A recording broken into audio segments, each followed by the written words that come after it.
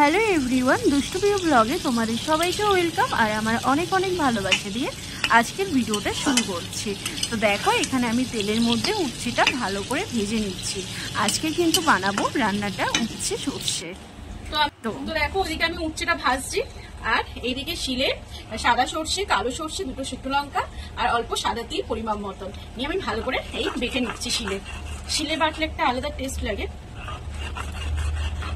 আর সত্যি কথা বলতে শিলে না সর্ষেটা বাটতে হেভি লাগে, আমার দারুণ লাগে।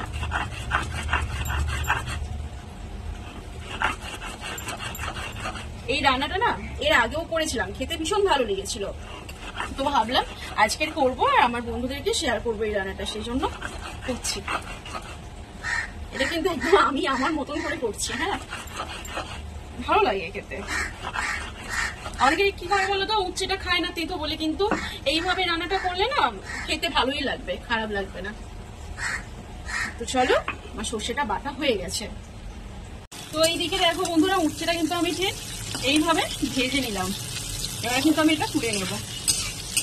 তো দেখো, এই তেলের মধ্যে আমি পেঁয়াজটা ছেড়ে দেবো, আর তেল দেবো না, এটাতেই করবো। পেঁয়াজটা একটু হালকা লাল করে ভেজে নিয়ে উচ্ছে দেবো, দিয়ে হলুদ, অল্প গুঁড়ো লঙ্কা, নুন, অল্প চিনি দেবো।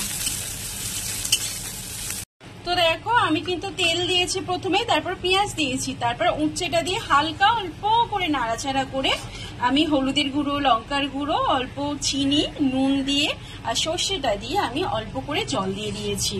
দিয়ে এবার 5 থেকে 6 মিনিট ঢাকা দিয়ে রাখলেই কিন্তু এটা রেডি হয়ে যাবে। আর তখন এই যে সাদা সাদাটা লাগবে না, তেল